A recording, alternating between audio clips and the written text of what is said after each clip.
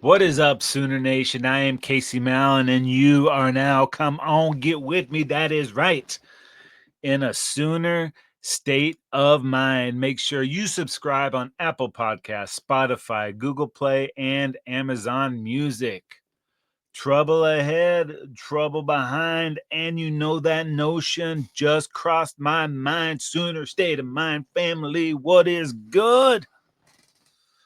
Oh man, April is almost in the record books, and you know what that means. NFL draft, it came and went. And for the first time in over 20 years, only two Sooners were selected in the NFL draft. Linebacker Danny Stutsman and safety Billy Bowman Jr. both went in the fourth round on Saturday. Danny Stutsman goes to New Orleans for those Saints in a total rebuild there, but they are going to love Danny Stutsman down there in Louisiana. One of the top 10 defensive players in the history of OU, a leader, the heartbeat of the team. The production off the freaking charts. This cat loves football. And I think he's going to have a huge impact on the team. He's going to do everything the right way, and he's going to become a fan favorite, absolutely. So, Kellen Moore in his first year coaching the Saints, not sure what they're going to look like. Obviously, there's lots of question marks at the quarterback position. Derek Carr's got the shoulder injury. Not sure the extent that that's going to take on his season. There's talk that he might miss the whole thing. Pure speculation at this point. Spencer Rattler is the incumbent there.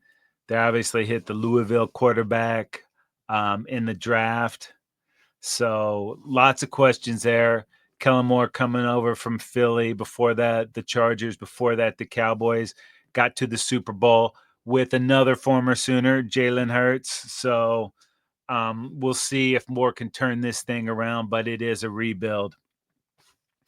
And then Billy Bowman Jr., he goes to the Atlanta Falcons, who in this draft put a heavy emphasis on the defensive side of the ball. And there's no question to why they did that. On the other side, Drake London, Bijan Robinson, Kyle Pitts, Michael Penix Jr., they are stacked on offense, trying to get stacked on defense. And the knock on Bowman was, he's a little bit undersized. Anybody ever heard of the Honey Badger? Didn't seem like the height really limited his game, and it doesn't seem like the height has limited Billy Bowman's game. How many times did we see this cat show up when a play needed to be made or to make the biggest play of the game? The pick six, the big hits. Billy Bowman did it all. And both of these guys, Stutz and Bowman, leaders of the team and leaders off the field as well. I think both of the squads, the Saints and Falcons, are getting great players, and I can see Billy working himself right into that starting lineup sooner than later, and Stutz is going to have a huge role on these Saints too. So completely stoked for the Sooners, even though they were the only two drafted. And the last time that happened, it was Roy Williams that went to the Cowboys, and Rocky Kalmus, I think he went to the Titans. So that was 2002. This is 2025.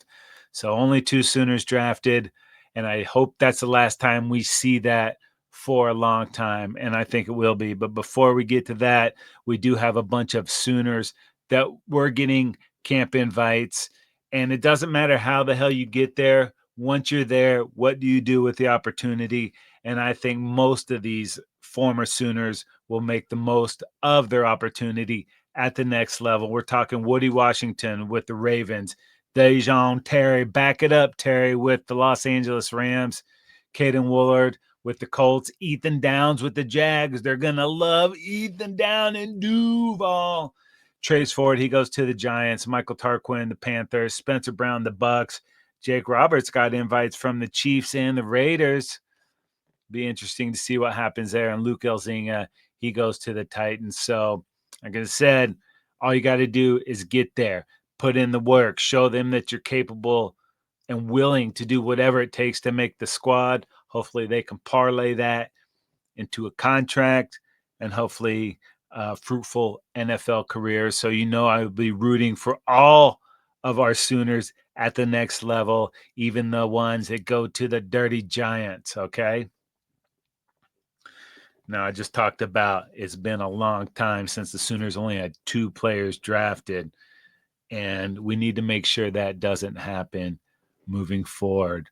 And the man tasked with trying to make sure that doesn't happen to get our Sooners back to prominence is Jim Swaggy Nagy. That's right, the new GM for the Sooners. Not only is he building an NFL type program, he continues to build an NFL style front office, and he's poaching talent from people that are around the game and identifying this collegiate talent. Nagy hired former Senior Bowl scout Charlie Parkinson as OU's director of college scouting. Parkinson spent the past year working closely with Nagy, evaluating college players to be selected for the 2025 Senior Bowl. And as we've seen in the last few years, you go to the Senior Bowl, there's a damn good shot of you getting drafted into the NFL. That happened again this year. So these guys can identify talent that can take it to the next level. They're going to identify the talent to bring them in to OU to help get them to that next level. And I think that's going to have a dramatic impact on recruits and in the portal. Getting back to Parkinson, he also spent 7 months working as a recruiting and player personnel assistant for Wake Forest. Prior to this time at Wake, he worked as a scouting and talent assistant for the 33rd team for 2 years. They're starting to have a presence in the collegiate and pro landscape. A lot of good information coming out of there, a lot of identification of ascending players. At OU, Parkinson will help with roster management, specifically evaluating players on the current roster and players who enter the portal. They're going to be on the pulse of everything that's happening, and I think it is going to pay dividends, mass dividends for this program. Parkinson, one of several new hires for Nagy, also joining Taylor Redd, assistant GM, Cale Pearson, director of high school scouting. Nagy's putting together a great staff of guys that he knows can contribute to his vision. And the Sooners, we talked about this, they are moving towards the pro style of how a program is run. And you start that with the front office. You let the front office do all the off the field stuff and just let your coaches coach. And if they're doing a great job at evaluating and identifying talent that they think can not only contribute at the collegiate level, but also in the pros, you're going to give BV and company a lot to work with. Now, speaking of that structure, Nagy said early in March, in terms of the structure, we're working through the org chart stuff. I'm not going to get into the details there, but we're going to bring in good people. We want to bring in some people with NFL experience. It's not just going to be me from the NFL. We're going to have more of a pro model. It's going to be important to bring some more people on that. I've got some blind spots too, having never worked in college, and I'm aware of that. So bringing in some more people that have experience at the college level, really, really lean on Drew and Jolie, people that are on the staff already. There's a vision.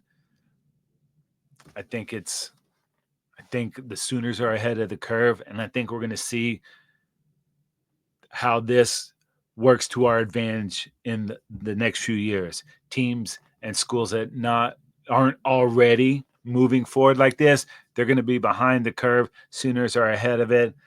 I think the sky is the limit for this, and I think these were great hires, especially Nagy. And now that Nagy's putting together his staff, they're on the up and up, and this is the future of college football. And I'm telling you, the Sooners have it right from Jump Street, and that is going to be awesome moving forward. It's changed, baby. The whole way college sports are working forever changed, and we have people that know what the hell they're doing at the forefront, moving towards that pro style system, and Stoke levels are rising, baby. Now, we talked about Nagy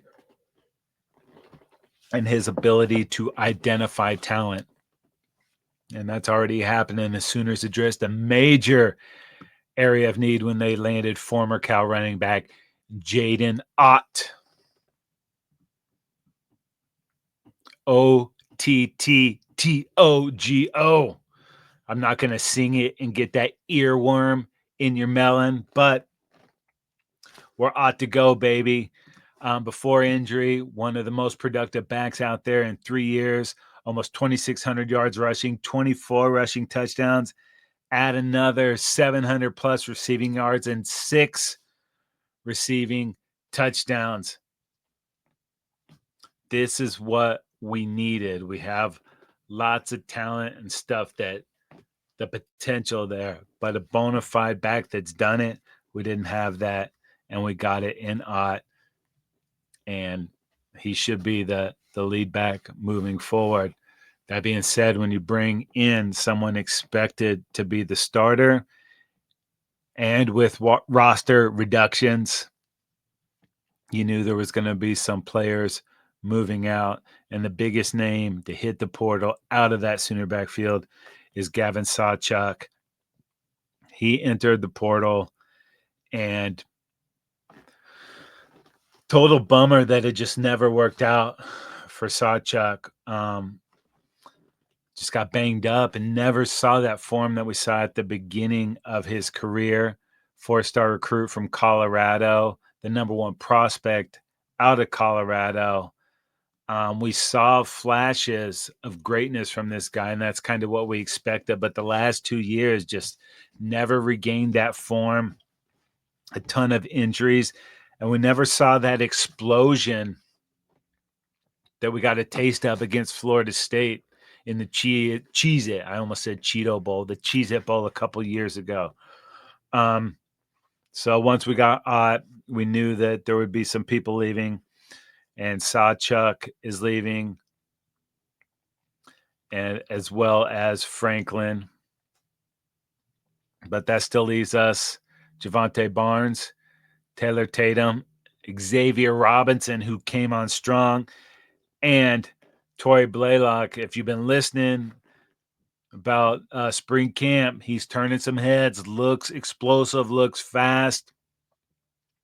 We're totally digging that room there. So, it sucks to lose a quality player in person like Sawchuk. His commitments and contributions off the field, probably a bigger impact than he had at OU. And I know we wanted to see more production, but just what he did for the community and beyond while he was with the Sooners kind of trumps everything else. Just a tremendous person. Went to Hawaii after the fires to help clean up there. Went to South Africa to help in Cape Town, in Johannesburg. Also, in 2022, helped deliver as part of Meals on Wheels, helping with Habitat for Humanity. Just a tremendous person and player. Got no ill will towards him. Hopefully he can recover from injury and go somewhere where he can be a major contributor like he wants to. The physical tools are there, just needs to be the right fit. At OU, only 977 career yards and 11 touchdowns, but he had hit that stretch at the end of the season, 5 games in a row with over 100 yards. So we got a little taste of it, but just couldn't consistently put it together. So his impact in the community will be missed, and we hope nothing but the best for Sawchuk moving forward. Mentioned Sam Franklin hit the portal too, played just 1 year for the Sooners. It looks like he's going to South Florida. Never really got too many looks here. 132 yards, 7 yards a carry. He was super productive at UT Martin, almost 1,400 yards on the year there. But, despite nobody taking charge of that lead back role, Franklin still had limited opportunities. And when he did get out there, had a couple of drops. And that was really the last we saw him. Couldn't ever get on the field besides the return game. So without ample opportunity, when you mess up the little opportunities you get buried. And Coach Murray, he runs a tight ship. So unfortunate for Franklin. Hopefully he goes to South Florida and finishes his collegiate career the right way. Sawchuk and Franklin are the 7th and 8th Sooners to get into the portal. So the roster limits are making some tough decisions become a little easier. Some guys getting processed and moved out. Hey, thank you, but there wasn't going to be a role for you moving forward. We're going to see a lot more of that in the upcoming seasons. So especially with these players getting paid, we got to see the production. You want that NIL money, it comes with a cost, and it'll just be a matter of time before we see contracts going.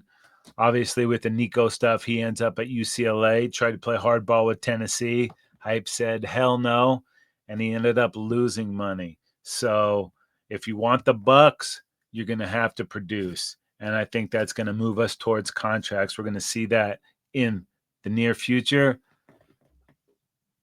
These collectives want ROI for the NIL. So adding that money in is making it a lot more cutthroat, a lot more business-like.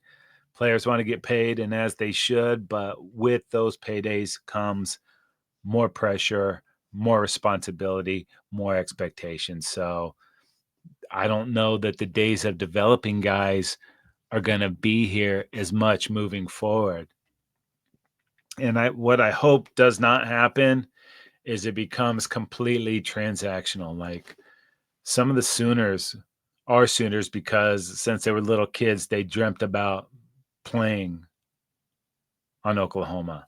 I hope we don't completely lose that and just turn into, well, this is where the money is. That's where I'm going. There will be some of that, of course. But if that happens completely, it's going to sterilize college football, and it's going to lose that raw atmosphere that college has that the pros don't have. So hopefully we don't completely lose that, but start mixing huge money into it. And part of that is going to be the result. So the Sooners lose 8 players into the portal, but it's not all bad portal news. Obviously, Jaydn Ott getting into the mix. Getting David Stone back after a long weekend that sent Sooner fans spiraling. Not going to dive too deep into that. Look, Stone came back. Seems like he didn't want to leave. Maybe some pressure from outside family members. I don't know. More money, more problems. But Stone is back. It seemed like he wanted to be a Sooner. He was the crown jewel of all the recruiting that BV had done. So to lose him would have been a bad look, but he wanted to stay put. He wants to earn his spot at the table. He's beefed up this offseason. I expect a tremendous year out of Stone moving forward. So completely stoked about that. He's back in that Sooner gear as he should be. He should have never left, and it was just temporary. Had a weekend to think about it, and now we're back. So Sooner fan is off the ledge, feeling good again. We mentioned Ott. No huge defections. Maybe Sawchuk is the biggest name on there, but we're starting to get players in there. A major area of need was the kicker, and we go out and address it. We get Tate Sandell from UTSA. You don't really think the word sexy when you think of kickers, but you just want this guy to come in and do the job. He's been pretty solid, under 50 yards, which now you're expecting that to happen more often than not. So hopefully he keeps with what he's doing and is a very consistent kicker, and he'll be a huge part of winning some games for the Sooners. So still like to see another receiver come in there. Maybe we'll still see that, but for all intents and purposes, we've hit a lot of areas of need, feeling good about what we're doing going into fall camp. Last year, Sooners, a ton of injuries at receiver and offensive line. but the NCAA is trying to put the kibosh on fake injuries. NCAA announced recently playing rules oversight panel has approved changes to the injury timeout rules starting this fall. Under the new rule, if medical personnel enter the field to evaluate an injured player after the ball is spotted by the officiating crew for the next play, that player's team will be charged a timeout. And if the team doesn't have any timeouts, a 5-yard delay of game will be assessed. You know, these offenses are going, baby. I know snapping is not good audio for podcasting, but if you're watching the video, you see me get my snap on. But as fast as these offenses go, players jumping down, oh, my arm, my leg. They say, we don't want any of that. So we'll see if this actually helps curb that. That is the effort there. They used to let the conferences try to figure that stuff out, but too much belly aching, too much of it going on. They're still going to look at the video post game and see if any of this stuff is snuck in there, any questionable actions involving injuries. So if they determine that a player had faked an injury to manipulate the rules, offending team's conference was notified, any possible disciplinary action could be made by the conference office. We never heard anything about that after the games, but this rule change for next season will provide an in-game way to curtail the faking of injuries. So it'll be interesting to see what happens if this comes up in a big game, and how can you really tell? So, I like that they're being proactive on that because it is kind of crap to slow these teams down with a fake injury. So we'll see. Maybe this is going to work out. I do not know. But at least they're attempting to do something there. So that's a good thing. They also approved a rule change regarding overtime. If a game reaches a third overtime, each team will have one timeout beginning with the third overtime until somebody wins. Previously, each team had one timeout for each overtime period. At the start of the third overtime, teams alternate running 2-point plays until there's a winner. The intent there is to keep the action moving once a game reaches the third OT. Another tweak that they're doing, referees will only say a call on the field is upheld or overturned. The terms confirmed and stands no longer will be used on instant replay. This is a little bit convoluted. No offensive player can be in the direct line of the snap to the potential kicker or within the frame of the snapper on punts for the formation to qualify as a scrimmage kick formation. The team is not in scrimmage kick formation. It must have 5 players numbered 50 through 79 on the line of scrimmage. Blah, blah, blah. Boysville, who cares? If any player on a kickoff return team makes a T signal with his arms during the kick, team gives up the right to return the kick, and the play will be whistled dead. We saw a little chicanery in one of the bowl games. Illinois and South Carolina. Beam got up in arms about that with good reason. It's a little cheap fakey T, but that is going to be gone. Enhanced rules regarding simulating action at the snap or words or signals that distract opponents when they are preparing to put the ball in play will also be in effect next year. So that's kind of been there, though. They don't let you, fake the snap count on defense. It's kind of chintzy anyways. It's kind of bush league. So will they start enforcing that more? It's hard to hear because you don't get all the audio from the field. So I know some of that stuff goes on, but maybe with a little more watchful eye and ear on it, less of that will happen. After the 2-minute timeout in either half, if the defense commits a foul with 12 or more players on the field and all the players participate in the play, the officials will administer a 5-yard penalty. And the offensive team would have the option to reset the game clock back to the time at the start of the play. 12 players attempting to leave the field and has no influence on the play, defensive team will be penalized 5 yards with no adjustment to the game clock. So that kind of stokes the offense out if a defense is lined up wrong, not if the guy's getting off the field. So I think that's a pretty good tweak there. And they're also going to keep allowing the headsets from the coach to the quarterback. So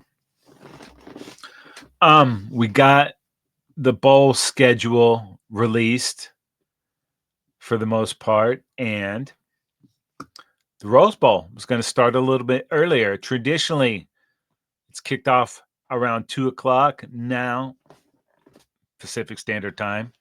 Now it's going to kick off at 1 p.m. PST or 4 p.m. Eastern Time. And that will be part of the New Year's Day tripleheader college football playoff quarterfinals. Delightful. Oh, baby, that's right. The Orange Bowl will start at noon Eastern and the Sugar Bowl at 8 p.m. Eastern. That's starting a little bit earlier. The Rose Bowl, you get that brilliant sunset. You'll still get it, but it'll be closer to the end of the game. It's not going to impact the Rose Parade, which is a huge part of what goes on before that game. If you've never been out to Pasadena for that, I highly recommend it. But the Rose Bowl is one of the sweetest venues that time of year. In September, not so much. There's no shade. It's hot as hell. It can be brutal. But January, it's one of the best places to see a football game. That the mountains there, snow, it's just beautiful. It's brilliant. And that field, the grass, it's great. So they're going to bump that up because that game has gone a little bit longer than they would have liked the last few years. So they're going to move that forward. And what else do we got? The Cotton Bowl will be the standalone New Year's Eve game, played at 7:30 Eastern. And then the Fiesta Bowl will be a semifinal, 7:30 Eastern on Thursday, January 8th. And the Chick-fil-A Peach Bowl will be the other CFP semifinal, 7:30 p.m. Eastern on January 9th. Oh, yeah. And the national championship will be at 7:30 p.m. Eastern on January 19th. That's a great day at Miami's Hard Rock Stadium. Just there a few years ago. Now it's going back. So, but it's a sweet venue. So, despite some of the games being trash in the first edition of the playoffs, 17.3 million watched the Peach Bowl, 20.6 million watched the Cotton Bowl, Orange Bowl, 17.8 million viewers, and the 2025 national championship between the Ohio State Buckeyes and Notre Dame Fighting Irish had over 22 million viewers, the most watched non-NFL sporting event over the past year, and they peaked at 26.1 viewers. So pretty good stuff. I expect those numbers to fully matriculate up the ratings for the upcoming year. Not so fast, my friend. Lee Corso, coach, is going to retire from ESPN's College Game Day in August. His career with the show began in 1987, man, for Game Day for 40 years. Corso is turning 90 in August. Obviously, the headgear, huge part of that institution.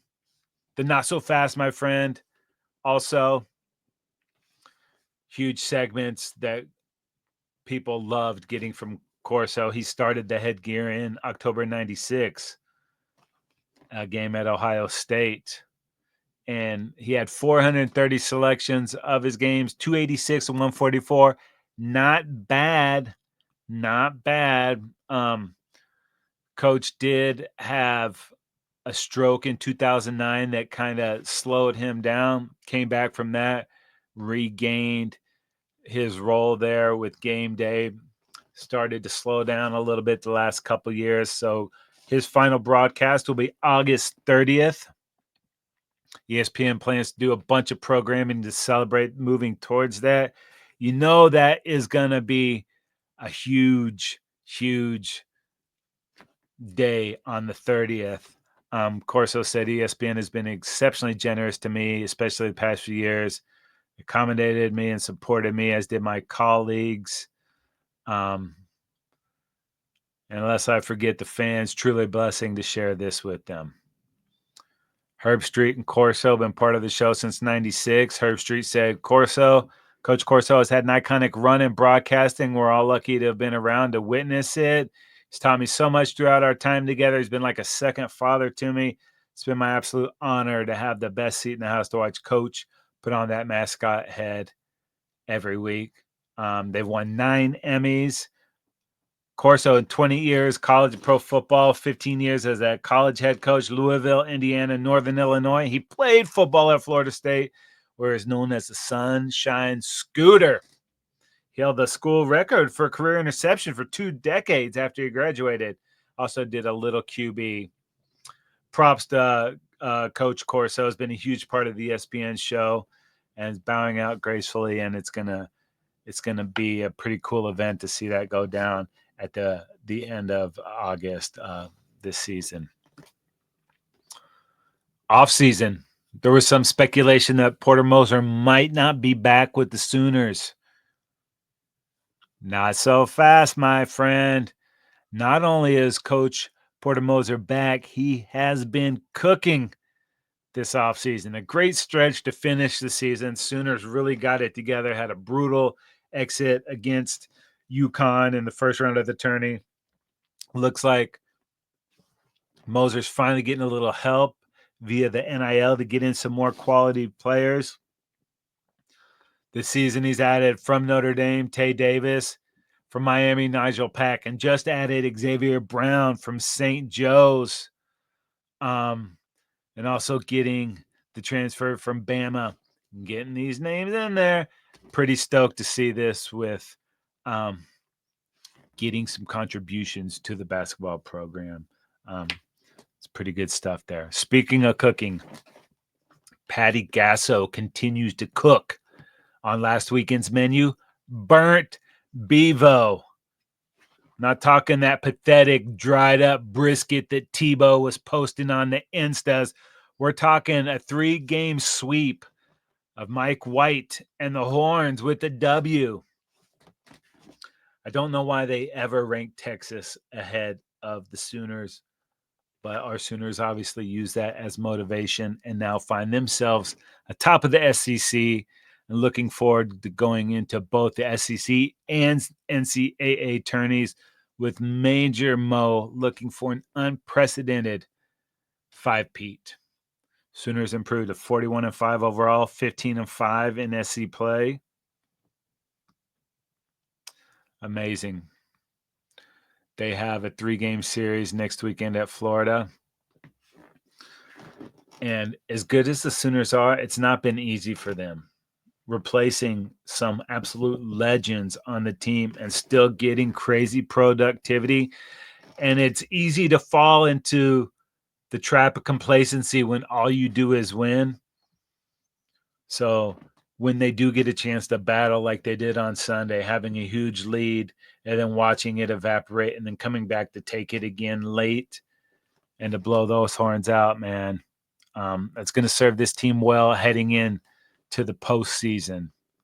Can you imagine if they make it 5 in a row? That is sick AF. What Patty's doing is legendary. And these girls are so grimy that if you don't appreciate what they're doing, you're a donkey, because it is pretty impressive, man. So stoked for them. And that's going to be a good run to watch what happens in the post and get us a little bit closer to football season. Oh, yeah, giggity, giggity. Head on over to Believe.com. That's BLEAV.com. Go to shows, type in Sooner State of Mind. You are locked. Have a ton of great content, lots of draft recap, lots of pro situations, lots of college situations, every team, every topic, everywhere. Believe.com. And if you want to watch Sooner State of Mind, head on over to YouTube and search the Football Dudes. We are there.